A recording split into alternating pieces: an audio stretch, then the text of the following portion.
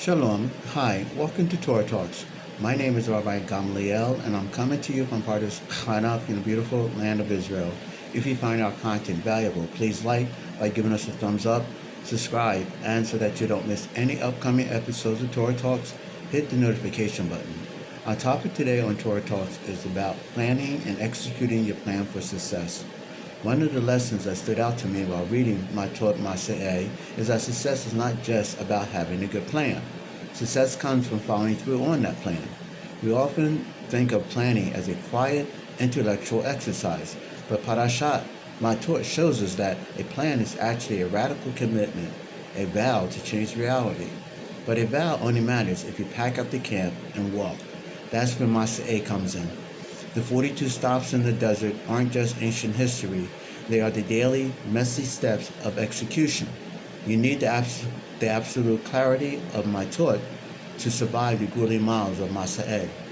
In Resolve 13 Resolutions for Life by Owen Woodward, he emphasizes that successful people don't just simply dream, hope, or wish.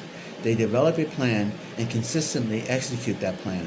A plan without action produces frustration, while action without a plan produces confusion. The key is to do both. This idea is reflected beautifully in Matot. When the tribes of Reuben and Gad asked to settle on the eastern side of the Jordan, Moshe did not immediately agree. He wanted to know if they were committed to the overall mission of helping the rest of Israel conquer the land. Only after they presented a clear plan and promised to carry it out did Moshe accept their requests. They didn't just talk about what they were intended to do, they committed themselves to following through until the mission was complete. That is an important lesson for us also. Making commitments is easy, keeping them is what builds character. The difference between success and failure is often found in our willingness to execute the plan that we have. Many people spend their lives in one or two extremes. Some continually make plans but never go into action. Others stay busy but never work from a clear path. Matot and Masa'eh teach that both are essential.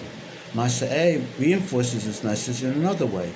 It records the 42 journeys of the Israelites through the wilderness.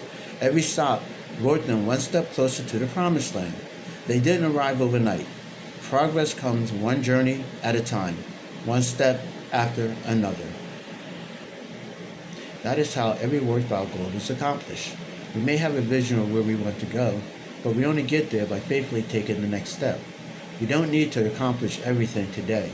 We simply need to continue moving forward according to the plan. Wilbur teaches that consistent daily action is what separates those who succeed from those who merely have good intentions. Daily disciplines, not occasional bursts of motivation, produce lasting success. The Israelites did not reach their destination because they had a dream.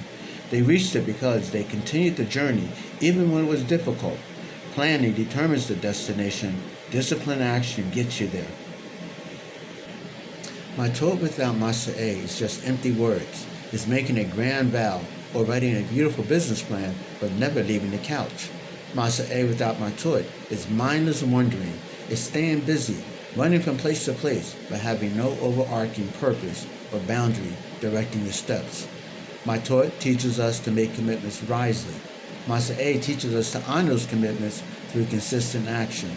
Together, they remind us that planning is only the beginning. The real test is whether we are willing to live the plan every day. As we read these two parashiyot, each of us should ask ourselves, do I simply have goals or do I have a plan? More importantly, am I faithfully doing the plan? When our commitments are backed by disciplined action, we place ourselves in the best position to achieve the goals that Hashem has placed before us. Thank you for joining me on this episode of Torah Talks. Bye. See you next time. If you enjoyed the content, if you find it valuable, please like, give it a thumbs up, subscribe, and so that you don't miss any upcoming episodes, hit the notification button. Bye. See you next time.